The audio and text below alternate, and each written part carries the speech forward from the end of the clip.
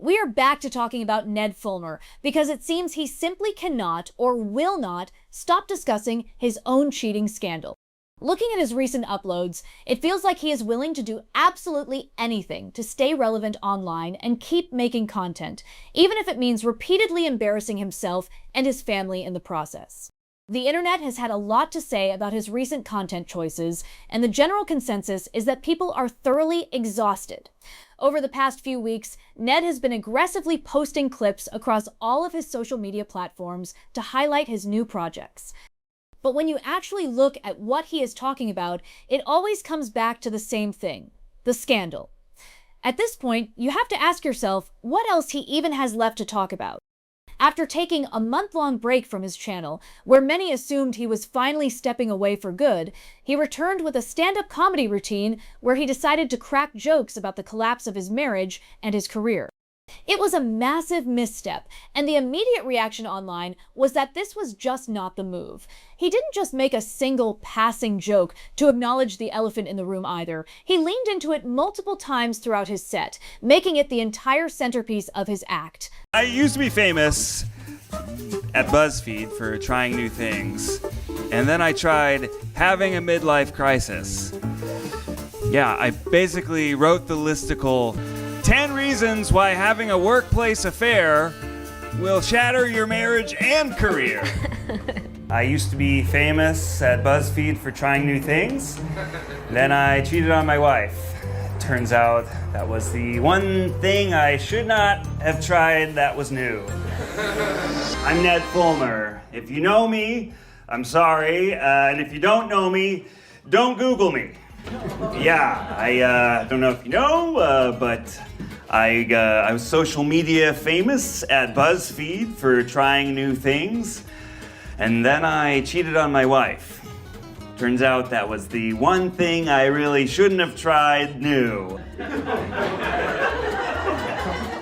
BuzzFeed, you know, I basically wrote the listicle 10 reasons why having a workplace affair will shatter your marriage and career. Ned has tried to justify this entire routine by framing humor as a coping mechanism.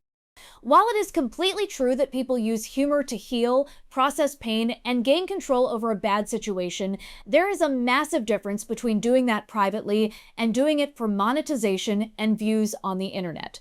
This situation does not just affect him. This is a real-life situation that deeply impacted his family, another couple, his former coworkers, and the audience that spent years supporting him. Viewers do not want to see him treating the fallout like a casual punchline, and many feel it is incredibly disrespectful to everyone else involved to keep dragging this back into the public eye for the sake of a laugh. Yet, despite the intense backlash and the constant reminders that his ex-wife and children do not deserve to have this constantly rehashed, Ned keeps pushing forward. He continues to center his content around cheating and its aftermath, always finding a way to force the topic into the conversation. On his podcast, he brings on professional guests and asks for advice regarding his specific situation. While learning and helping others might sound good on paper, people are left wondering why he has to do this so frequently. It feels less like genuine healing and more like constantly pouring salt in an open wound, refusing to let the internet move on. In a recent episode, a guest explicitly gave him advice on how to move forward when trust is broken. Humor is a coping mechanism. And then when you're honest about what you're going through and you're making light of it and you're processing it and you're walking around with it in a way where you have control over it, it means a lot to people who are going through similar pain. So don't shy away from the pain. Instead of taking that advice to heart and stepping back, Ned immediately used the opportunity to dive right back into the details of his marriage. Even when he claims he has moved on and found a new sense of individuality outside of his marriage and his former four-man group, the way he keeps bringing it up makes it sound like he is still completely stuck in it. I can say from my own perspective, accepting the end of our romantic partnership and building on the things that were working, which was our friendship and our collaboration and our kind of camaraderie.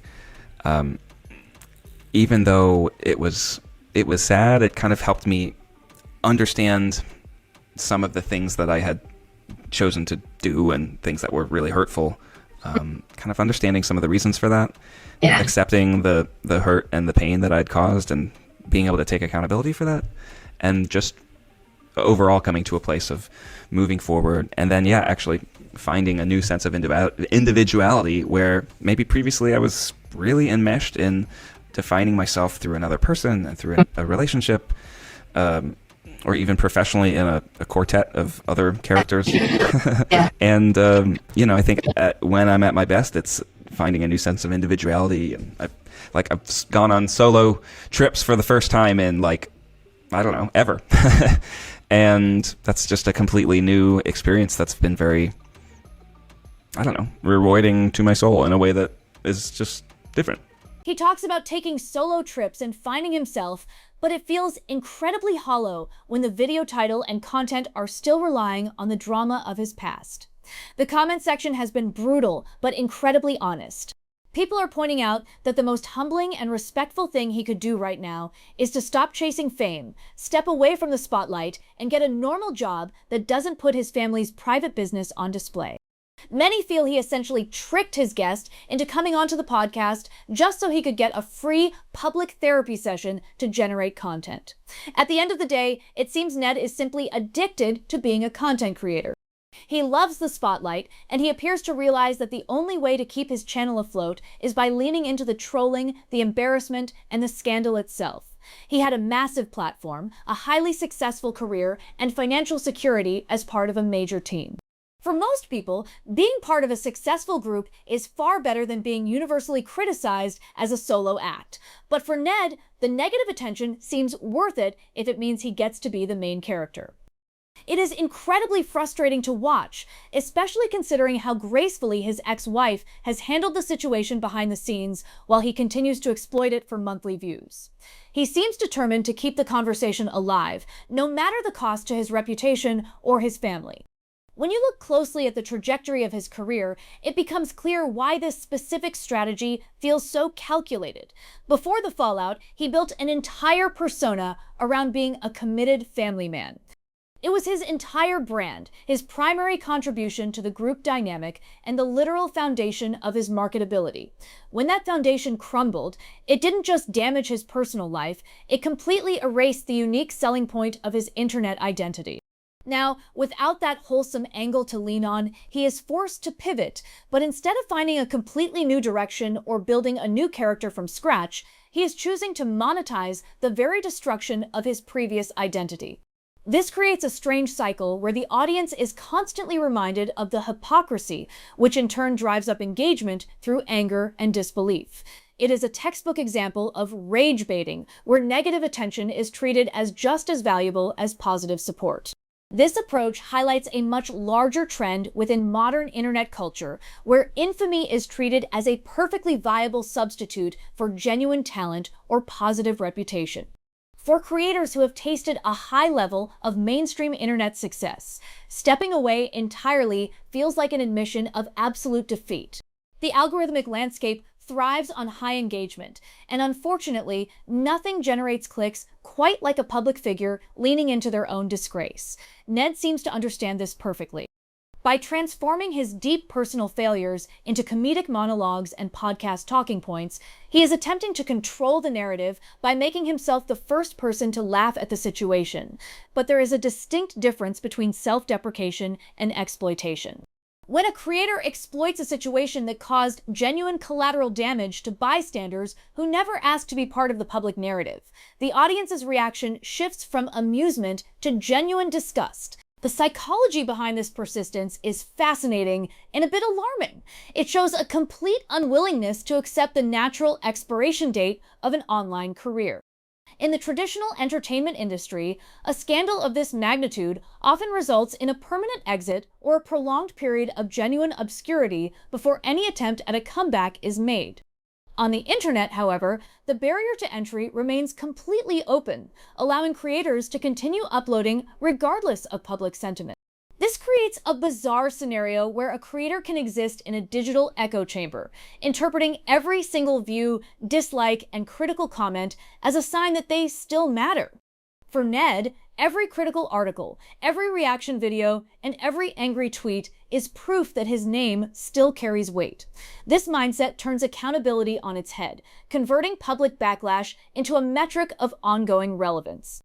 Furthermore, the impact of this continuous coverage on his family cannot be overstated. While he claims to be processing his experiences through his creative work, the public nature of these disclosures means his children will eventually grow up in an ecosystem where their parents' worst moments are permanently documented and continuously refreshed for public consumption. The advice given by his podcast guest was a clear warning about the long-term psychological effects of public conflict on children. What advice do you have for people listening where maybe there's a betrayal of trust or there's a lack of forgiveness? How can someone move forward even as things get challenging? Yeah, and look, you may never. That's the reality of it. When something big has happened, I get it. It will always be in the back of your mind, and that will always, I suppose, frame how you interact and how you make decisions and agree or don't agree to things, because there will be that lack of trust.